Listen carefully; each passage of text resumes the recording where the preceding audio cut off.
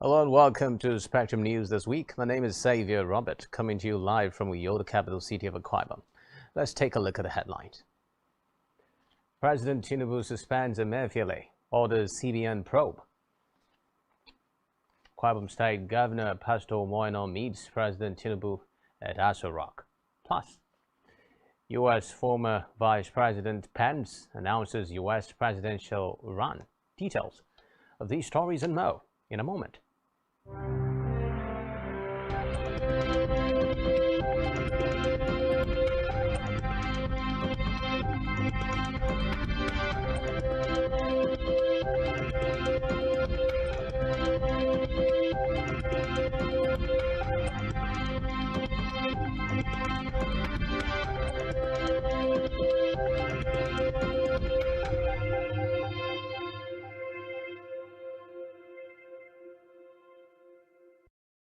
First in the news within the week, President Bola Tinubu has suspended the governor of the Central Bank of Nigeria, CBN, Godwin Emefiele, from office with immediate effect. This is sequel to the ongoing investigation of his office and the planned reforms in the financial sector of the economy. According to a statement on Friday by the Director of Information Office of the Secretary to the Government of the Federation, Willie Bassey. Further, according to the statement, Emefiele has been directed to immediately hand over the affairs of his office to the Deputy Governor Operations Directorate, who will act as the CBN governor pending the conclusion of the investigation and the reforms. The CBN listed the Deputy Director Operations Directorate as Folashodun Adebisi Shonubi. Unconfirmed reports emerged late on Friday that operatives of the Department of State Services had arrested the suspended CBN governor, but the spokesman for the DSS, Peter Funaya, told newsmen that he could not confirm the arrest. In the meantime, President Bola Tinubu within the week called on the European Union to assist Nigeria and Africa in strengthening security and economic development to alleviate poverty in the continent. In a statement by the Director of Information to the President, Abiodun Oladunjoye, Tinubu spoke during a telephone conversation with the President of the European Council, Charles Michel. The European Council is the EU institution that defines the general political direction and priorities of the European Union. According to President Tinubu, Nigeria and the whole of Africa would require the help and partnership of her friends and development partners like the EU to address the excruciating poverty in the continent, while requesting the EU to look at specific areas of security challenges like Lake Chad and coastal areas. The Nigerian leader promised to remain in contact with the European Union and other member states. Meanwhile, President Tinubu on Thursday hosted members of the Nigerian Governors Forum at the presidential villa. The meeting also involved new personalities elected as governors in their various states, as well as the returning ones. The meeting commenced at noon, shortly after Tinubu swore in Senator George Akume as the new secretary to the government of the Federation. The swearing-in ceremony was held briefly at the council chamber of the presidential villa on Wednesday.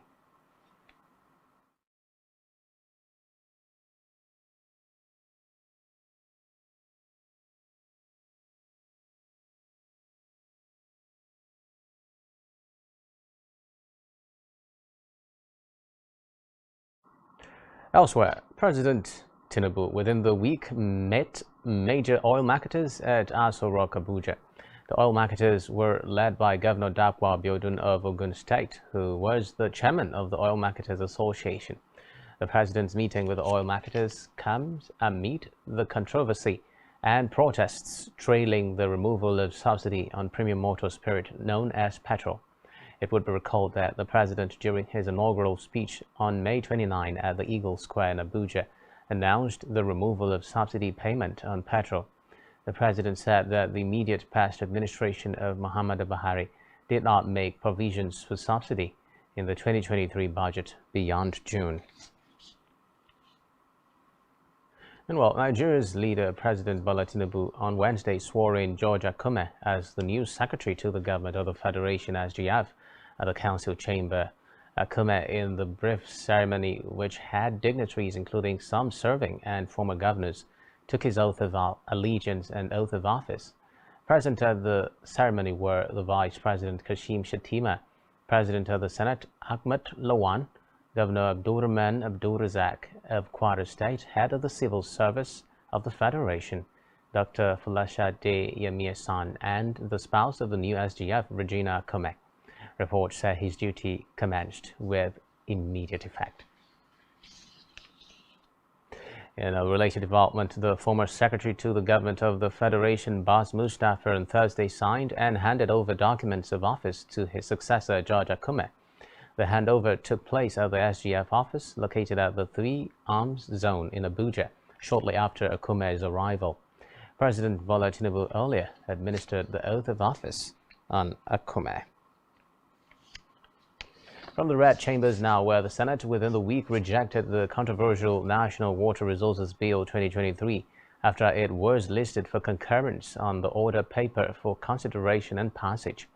The bill sought to establish the National Council on Water Resources, Nigeria Water Resources Regulatory Commission, River Basin Development Authorities, Nigeria Hydrological Services Agency, and the National Water Resources Institute.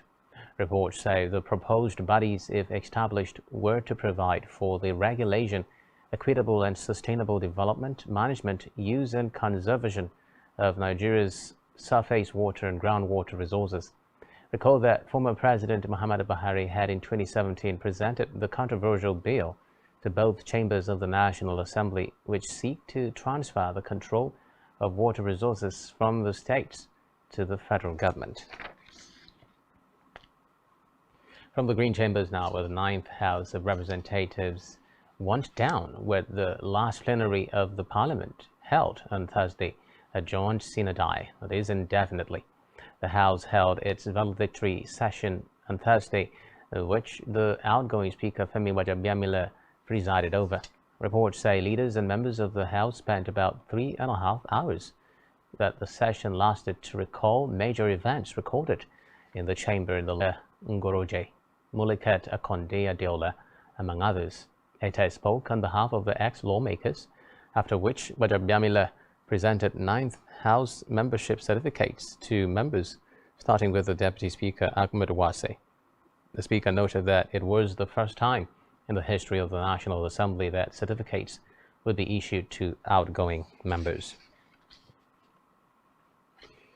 Meanwhile, the House of Representatives within the week called for a forensic audit of the Nigerian National Petroleum Company Limited (NNPCL) to determine its assets and liabilities as well as its current market value.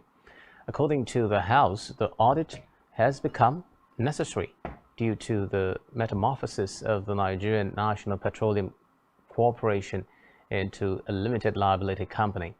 The House's ad hoc committee on NNPCL's assets and liabilities in its report, which was presented to the legislature, claimed that its findings showed that assets worth 28 trillion naira was unveiled by former President Buhari, but during the transfer, only 26 trillion naira at the official rate of 450 naira was transferred, leaving a balance of 2 trillion naira unaccounted for. However, the House recommended that NNPCL should reassess its accounting system. In the meantime, the House of Representatives on Thursday urged President Bola Tinubu to constitute a high-level presidential committee to undertake a holistic review of the processes of the Nigeria Air project. The chairman of the Committee on Aviation, Nolim Naji, said this in Abuja after careful evaluation of the issues of the Nigerian Air. Naji noted that the committee was totally dissatisfied with the actions of the former Minister of Aviation in going ahead to flag off the operations of Nigeria Air in spite of a standing court injunction against such. He, however, said that such a process should be transparent and all-embracing, stressing that the committee would not accept any attempt by any individual or group to hide under the project and siphon the commonwealths of the country. The committee therefore directed the Federal Ministry of Aviation and its partners in the Nigeria Air project to immediately suspend flights operations and other actions with respect to Nigeria Air. Away from that, the interim managing director of Nigeria Air, Dapo Lumide, has said that the aircraft used to unveil the country's national courier was a legitimate chartered flight from Ethiopian Airlines. Lumide, while stating this before the Senate Committee on Aviation, said the aircraft was returned to Ethiopian Airlines after the unveiling. According to him, Nigeria Air was unveiled at the time to prove to Nigerians that the project was not a fluke. On electoral matters now, the Independent National Electoral Commission (INEC) on Wednesday released the final list of candidates for the November 11 governorship election in Kogi, Bayelsa, and Imo states. The INEC National Commissioner and Chairman of the Information and Voter Education Committee, Festus Okoye, said the approval of the list followed a meeting held by the Commission in Abuja. According to a statement by Okoye, 18 political parties nominated candidates in Kogi, 17 in Bayelsa, and 16 in Imo State.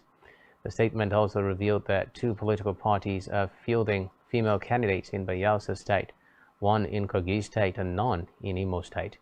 The INEC Commissioner added that the campaign for the elections will officially commence from Wednesday, 14th June, and will end on the 9th of November. Away from that, now the National Emergency Management Agency (NEMA) has said that no fewer than 108 stranded Nigerians in Tripoli, Libya, have been received. This is contained in a statement by the agency on Wednesday in Lagos State. The Director General NEMA, Mustafa Ahmed, who officially received the returnees on behalf of the federal government, said that the returnees comprise 52 males, 46 females, 4 male children, 2 female children, and 5 infants. Ahmed, who was represented by Ibrahim Farinloye, Lagos Territorial Office Coordinator, said that the returnees arrived at the Murtala Muhammad International Airport Cargo Wing, Ikeja, on Al Burak Air Boeing 737-800. In a separate development, the National Drug Law Enforcement Agency (NDLEA) on Thursday debunked claims suggesting that lopsided promotions are taking place within the agency. NDLEA spokesman Femi Babafemi noted in a statement on Thursday that no such thing exists within the agency.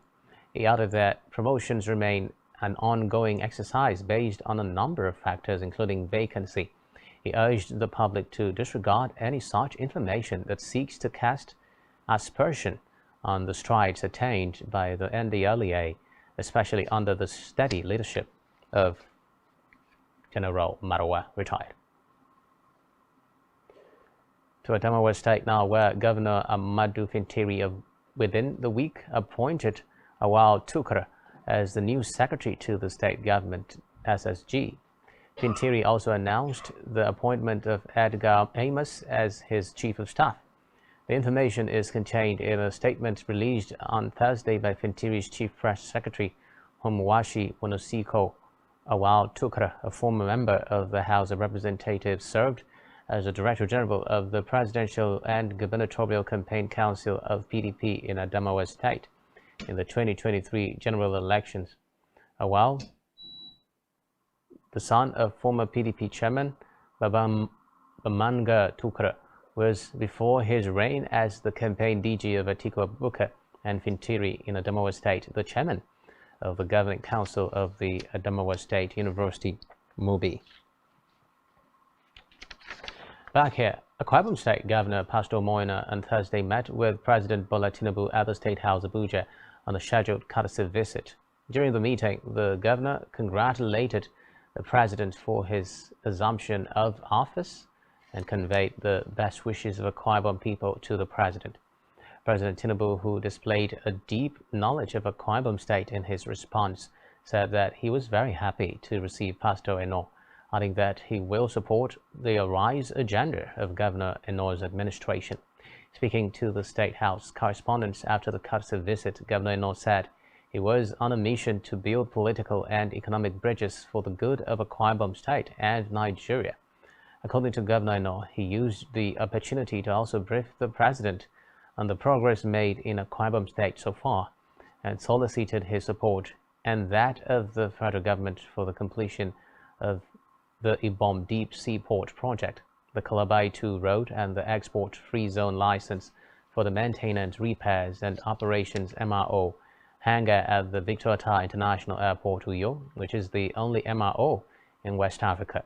The governor therefore stressed that he was committed to bringing the dividends of democracy and good governance to the people of Akwa Ibom State.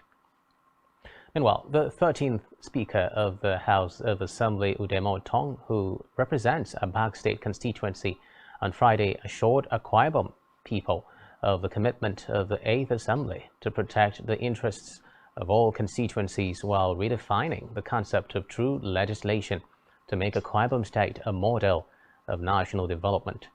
In his acceptance speech after his swearing in, the Speaker pledged to work in accordance with the provision of the Constitution of the Federal Republic of Nigeria.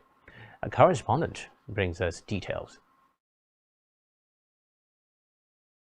Today in Akwa Ibom featured the dawn of a new era as the 8th Akwa Ibom State House of Assembly was inaugurated with different high points of the event, beginning with the reading of the proclamation from Governor Omoino by the Clerk of the House, Nsikagabasi Orok, inaugurating the 8th Assembly, including the nomination and confirmation of the Speaker and his deputy, Elder Udemo Otong and Kufrabasi Edidem respectively, who are indeed both second-term members of the House. The Clerk of the House also confirmed that all the House members have declared their assets, judging from a letter received by her office from the Code of Conduct Bureau, CCB. I, Pastor Umoino, the Governor of Akwa Ibom State of Nigeria, hereby make the following proclamations. The first section of the 8th Akwa Ibom State House of Assembly shall be held on the 9th day of June 2023. Next on our list is asset declaration. It is my pleasure to announce that my office has received the confirmation from the Code of Conduct Bureau, affirming that every member-elect has declared assets as required by law. In his acceptance speech, the 13th Speaker of the State House of Assembly, Udemo Otong, who represents a Abak State constituency, after his swearing in, alongside his deputy and Itu constituency representative, Kufrabasi Edidem, as well as other 24 members making up the House, pledged that the 8th Assembly shall work in accordance to the provision of the Federal Republic of Nigeria's Constitution state. He also urged the elected members to work tirelessly in its task of lawmaking for a more peaceful and prosperous Akwa Ibom. I know as a father we are from different constituencies. Nevertheless, I shall work with honorable members to ensure that we protect the interests of all constituencies. Permit me to add that under my watch, Akwa Ibom shall be one big constituency, where each and every member shall work for the ultimate good of the state. We shall redefine the concept of effective representation through legislations and resolutions that will guarantee social and economic freedom for the people of Akwa Ibom State, so as to make our dear state a model for national development. The Speaker thanked the Governor of the state, Umar Basi Eno, as well as the immediate past Governor, Udom Emmanuel, for the seamless and cordial relationship thus far. A total of 26 members-elect took their oath of allegiance and office, all pledging to perform in accordance with the Constitution of the Federal Republic of Nigeria. In a related development, swiftly following the inauguration of the 8th Assembly, Akwa Ibom State Governor Pastor Moino and the new Speaker of the Akwa Ibom State House of Assembly, Elder Odemo Otong, pledged to collaborate and work in unity for the development of the state. They spoke shortly after the governor and the new leadership and members of legislative arms of government would work as a family in the interest of the state. Also speaking, the Speaker of the State Legislature and member representing Abak State constituency, Odemo Otong, pledged the readiness of the 8th Assembly to work with the executive to ensure the success of the Arise agenda of Governor Omoino's administration. Government House correspondent Jane Owa reports that the Deputy Governor, Senator Akone Yagenyi, Secretary to the State Government Prince Enobong, party leaders as well as all members of the 8th Assembly attended the meeting. Meanwhile, Akwa Ibomites have reacted to Friday's inauguration of the 8th State Assembly, calling on all elected lawmakers to positively repay the trust reposed in them by their constituents by offering impeccable representation. Speaking with Spectrum News, respondents at the event commended the new era within the Akwa Ibom State Legislative Wing. This is just as they expressed hope in the crop of elected lawmakers. Some of them urged the new Speaker, Odemo Otong, to improve on the performance of the former Speaker of the 7th Assembly and generally sought for cordial relationship between all arms of government that will translate into effective growth and development in Akwa Ibom. This has been a very successful outing. The inauguration has gone peacefully. The person that emerged as a speaker, which is Odemo Otong, is from the back axis. And the deputy speaker equally has been soon to OE2 state constituency. That's a fair sharing, coupled with the terrain of things in the state today. I would rather exhort them to be law-abiding, cooperate with the governor, pass the bills on time so that we can expect the dividend of the democracy, thereby bringing development to the state. I wish them to give the governor the maximum cooperation. Impeccable service to the people of Akwa Ibom State. I expect that they should come with all their hearts. And Just stay with us.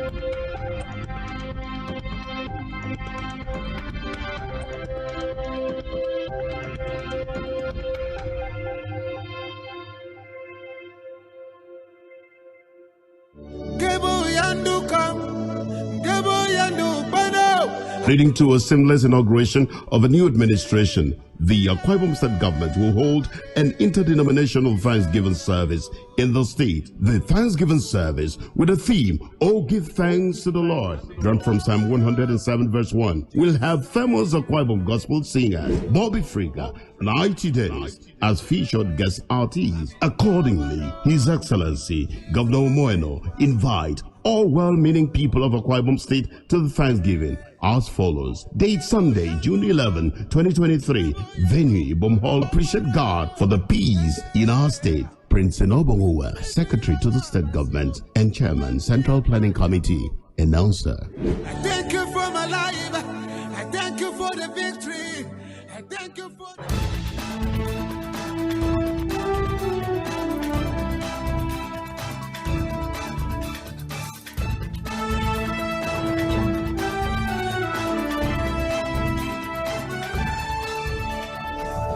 Spectrum TV, broadening your horizon.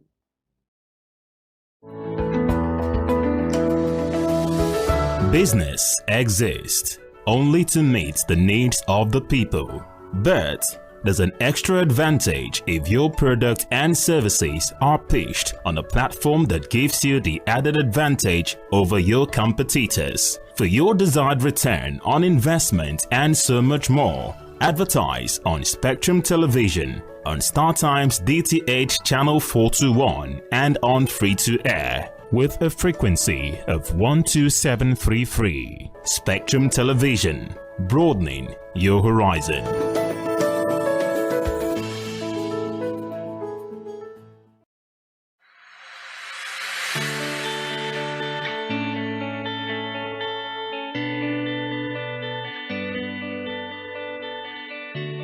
Every day, we bring you up-to-date information on topical issues affecting the common Nigerian.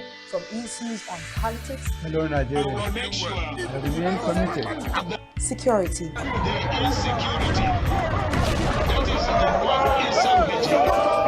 Education, health, Lifestyle, and so much more. Join Janice Kobum and Uyai Anyeken every weekday from 7 a.m. to 9 a.m. on Rise and Shine Daily, exclusive on Spectrum Television.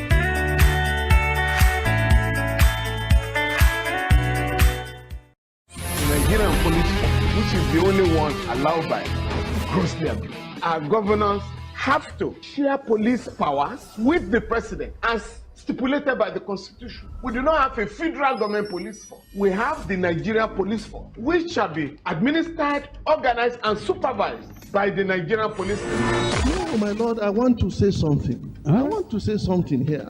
Perhaps it might also enlarge the scope of people who should be invited here for examination. My lord, if we cannot find those who literally murdered Abiola, who are those people who could be said to be the beneficiaries of the death of Abiola? Rogers has linked you with some of the killings he did. He never did.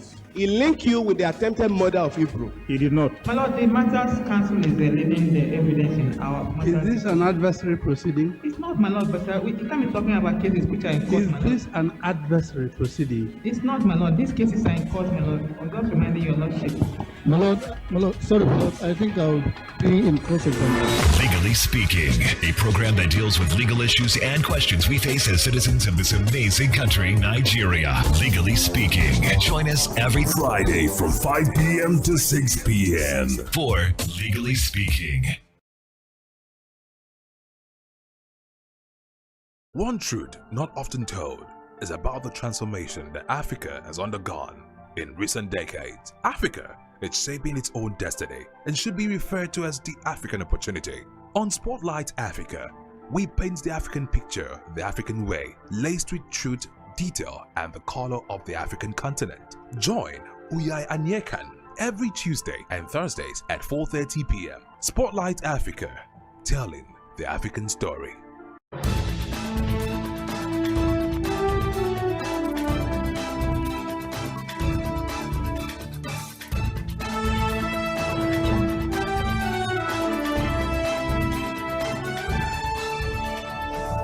Spectrum TV, broadening your horizon.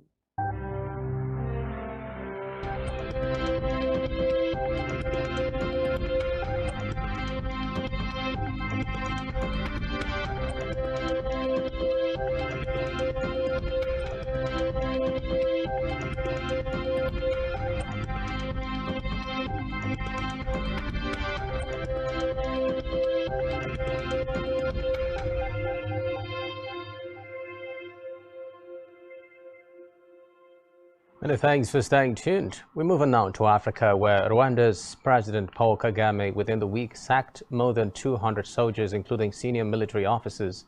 Major General Aloys Muganga, commander of the Army's Mechanized Division, and Brigadier General Francis Mutiganda are among 16 officers who have been dismissed. According to reports, another 228 soldiers of other ranks have also been kicked out. The statement released by the Rwanda Defense Force (RDF) in the early hours of Wednesday gave no reason for the sackings. Still in Africa, a South African court within the week threw out a private prosecution brought by the former President Jacob Zuma against the senior state prosecutor and a journalist. Zuma had claimed that Billy Downer and Karen Morgan leaked his confidential records. Meanwhile, Morgan's lawyer argued that Zuma had ruled that the private prosecution violated press freedom and South Africa's constitution. The court also ruled that Zuma is forbidden from pursuing these charges privately. Meanwhile, Sierra Leone and Algeria have reportedly been elected non-permanent members of the UN Security Council representing Africa. The Sierra Leonean President Julius Maada said the election is a generational accomplishment. According to him, the election represented the country's unique success as a democratic and peaceful country of resilience that had successfully transitioned from war to peace. Will join Ecuador, Japan, Malta, Mozambique, and Switzerland as non-permanent members of the Council. According to reports, the new members will take up their seats on 1st January and will serve until 31st December 2025. In the meantime, Senegal has temporarily closed its consulates abroad following attacks on diplomatic missions in Bordeaux, Milan, Paris, and New York, among others. The Foreign Affairs Ministry said in a statement that the precautionary measure followed a series of aggressions that caused serious damage. According to the ministry, the consulate in Milan had been particularly hard hit, sentencing of opposition leader Ousmane Sonko to 2 years in prison, which led to deadly protests. Still in Africa, the police in Ghana have been fined more than $8,800 for failing to release information over alleged brutality in compliance with a directive by a commission. Ghana's Right to Information, a non-governmental organization that focuses on access to justice. According to the commission, in a statement, the police had breached the law and imposed an administrative fine, which the police are required to pay within 14 days. Meanwhile, a senior official with the UN refugee agency UNHCR in Geneva has warned that the ongoing conflict in Sudan has created a regional crisis that has security and economic repercussions. According to reports, since the start of the conflict in Sudan in April, the country they had once been forced to flee. They are arriving alongside refugees from Sudan and various other countries. Meanwhile, the number of new arrivals into South Sudan this week has surpassed the 100,000 mark. So in Africa, Kenya's interior minister says the government will convert the Shakahola forest, where more than 250 members of a Christian cult followers died, into a national memorial. Kithure Kindiki said once the recovery of the bodies buried in the 800-acre forest was complete, that the place will be turned into a place of remembrance so that people do not forget what happened there. He said the government had enough evidence to prosecute the leader of the cult and the main suspect, Pastor Paul Mackenzie, for genocide after he allegedly convinced his followers to fast to death in order to go to heaven. According to autopsy reports, most of the victims, including children, died of starvation, but some were strangled, beaten, or suffocated.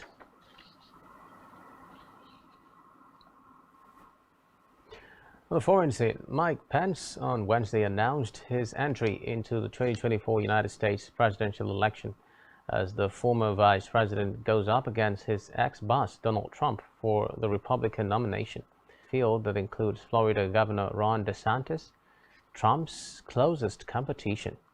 Pence's announcement comes 2 days after papers filed with the U.S. Federal Election Commission showed he had formally entered the race. Still on the foreign scene, one of the train services involved in a triple collision in India's deadliest railway disaster for decades resumed journeys on Wednesday, as officials revised the death toll up to 288. The train, which was full, chugged out of the station 5 minutes behind the scheduled time as scores of people looked on.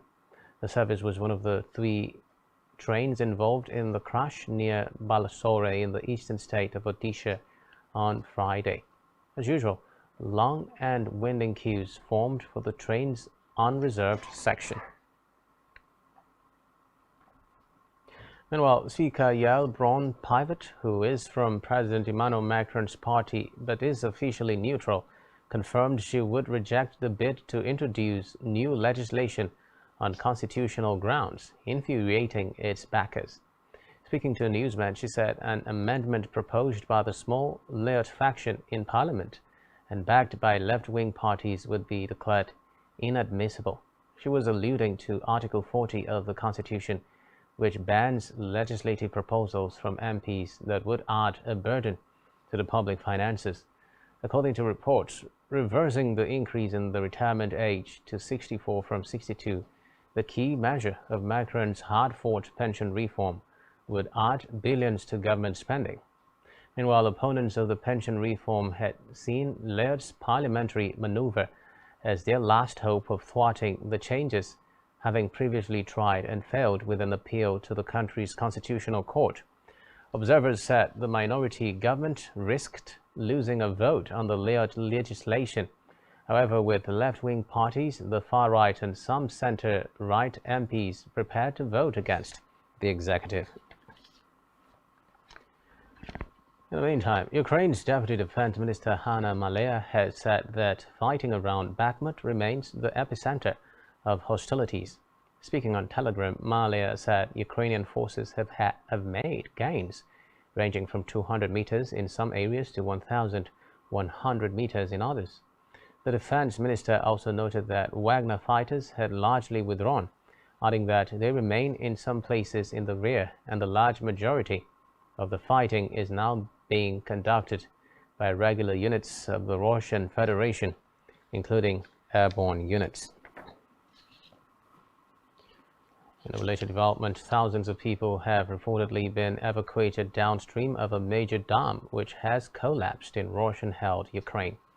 Ukraine President Volodymyr Zelensky, while blaming Russia, said 80 towns and villages may be flooded after the destruction of the dam at Novokakhovka. Reports say water was surging down the Dnipro River and was set to pose a catastrophic flooding risk to the city of Kherson. Meanwhile, Russia has denied destroying the dam, which it controls, instead blaming Ukrainian shelling. The International Atomic Energy Agency (IAEA) said the situation is under control and there is no immediate nuclear safety risk for the plant. Elsewhere, leading arms manufacturer Rheinmetall is racing to meet demand. In March, as intense fighting continued around Bakhmut, NATO's chief said they need to ramp up production, warning Ukraine's usage was outstripping allies' production capacity. Germany has long been a major arms maker and exporter, but in a country still haunted by guilt over Nazi atrocities in World War II, its manufacturers have kept a relatively low profile. But as Russia's war in Ukraine spurs demand, business is booming for Rheinmetall, which has seen orders surge and in March joined Frankfurt's blue chip DAX stock index. Meanwhile, the European Union has agreed on a plan to spend €2 billion on artillery shells for Ukraine to try to get 1 million rounds of artillery ammunition. To the confirmed that once the Dangote refinery starts pumping out refined petroleum products from late July or early August, that the NNPCL will cut down on its imports of premium motor spirit, popularly called petrol. Reports say NNPCL is currently the sole importer of petrol into Nigeria, a task which it had shouldered for several years. The national oil firm spokesperson Garabardine Mohammed said once the 650,000 barrels per day crude oil production commences in August, importation of petroleum product will cut down and the needed energy security for the country will be provided. Still in business, U.S. investment research firm Hindenburg Research on Wednesday alleged that Tingo Group, a fintech company owned by Dozie Mbosi, is a scam. In a report released on Tuesday, Hindenburg Research said Tingo is a diversified business which has subsidiaries spread across the mobile phones market, food processing, and online food marketplace for farmers in Nigeria. However, Hindenburg claimed it discovered that Tingo's operations are non-existent, but that Mbosi reportedly goes around with dubious claims. Hindenburg said the $1.6 billion food processing plant Tingle claimed to have launched does not exist, as the plant is only a bare land with just a signpost, despite informing the United States Securities and Exchange Commission that the building of the plant is progressing. Away from that, car-hailing drivers in Nigeria under the umbrella of the Amalgamated Union of App-based Transport Workers of Nigeria within the week demanded Uber and Bolt reduce their commissions. The drivers were demanding that the commission received by Uber and Bolt should be reduced by 50% after the car-hailing companies increased their ride fees. In a statement on Wednesday, the group said the drop in commission will enable them cope with maintenance costs, spare parts, and various. Real Madrid agree £113 million deal for Bellingham. Do stay with us.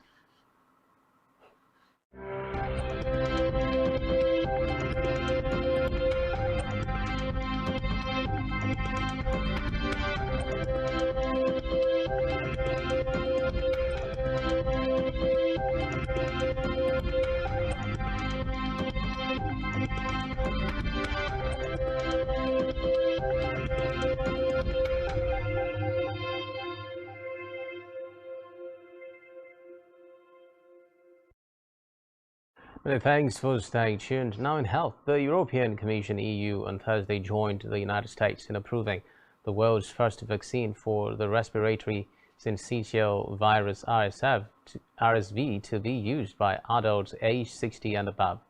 The GlaxoSmithKline GSK Chief Scientific Officer Tony Wood, in a statement, noted that the authorization for RSV means eligible adults can be vaccinated against RSV disease for the first time.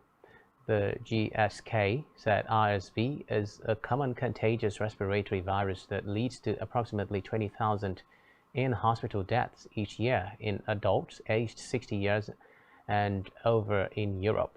Recall that the United States approved the drug last month, while the vaccine was the culmination of a decades-long hunt to protect vulnerable people from the common illness. Still in health, medical professionals have advised pregnant women to desist from taking unprescribed medications, warning that it can lead to miscarriage and deformities in babies. They said the use of medication in pregnancy without a doctor's prescription could have devastating impacts on both the mother and her unborn baby. The maternal health experts, while highlighting the risks associated with such action, further revealed that it could lead to jaundice in babies, especially among those treating urinary tract infections with antibiotics. In sports, Spanish giants Real Madrid within the week signed Jude Bellingham from Borussia Dortmund to secure one of the most exciting young talents in world football. Madrid made the 19-year-old one of the most expensive players of all time with a €103 million deal, which could rise by up to 30% more. Bellingham burst onto the biggest stage at the Qatar World Cup in 2022, driving England into the quarterfinals where they were narrowly ousted by eventual runners-up France. The midfielder, who turns 20 later in June, brought grace and balance to the Three Lions, with tireless energy to contribute at both ends of the pitch and maturity beyond his years. Reports say Cool had helped him become Dortmund's youngest captain when he took the armband last October, and that he took them to the brink of a rare title. Still in sports, Chelsea on Wednesday opened talks with Paris Saint-Germain over a possible deal for Neymar. Reports say Neymar could be on the verge of leaving the Ligue 1 champions following Lionel Messi being out of the door. According to reports, Neymar has largely failed to live up to expectations with PSG and has become the target of criticism from the club's supporters. And while former Tottenham and West Ham striker Serhii Rebrov was on Wednesday named Ukraine head coach, the 49-year-old, who scored 15 goals in 75 games for Ukraine between 1992 and 2006, signed a 3-year contract. He replaces Ruslan Roten, who was appointed interim boss after Alexander Petrakov's departure in January. Rebrov, Ukraine assistant coach from 2010 through 2011, has also managed Dynamo Kiev, Ferencvaros, and most recently Al Ain in the United Arab Emirates. Meanwhile, Ukraine will be facing Germany in a charity match on 12 June before Euro 2024 qualifiers against North Macedonia on 16 June and Malta on June 19. And on the entertainment scene, Nollywood actress Caroline Danjuma, also known as Carolina Hutchings, said she would love to remarry even if it means going back to her ex-husband. Musa Danjuma recalled that Caroline and her ex-husband dissolved their 9-year-old marriage in 2016. However, in a recent interview with media personality Ine Emma, Caroline said she would love to return to her ex-husband. According to her, she would not have left her marriage if she had the experience she has now. Still on the entertainment scene, hip-hop sensation Odumodu Black on Thursday released the music video for the remix of his hit record Dog Eat Pop maestro Bella Schmoder. Odumodu is back with the conceptual visuals.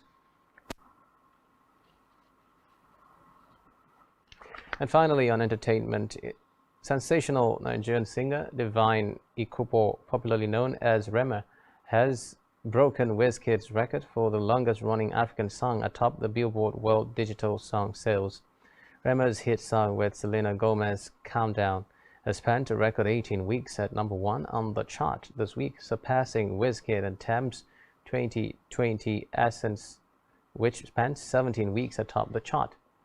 Calm Down also debuted at #5 on the official Billboard Song of the Summer chart, making it the first African song to appear on the chart. Site spectrumtv.ng. You have been watching Spectrum News Recap this week. My name is Xavier Robert. You enjoy the rest. Bye-bye for now.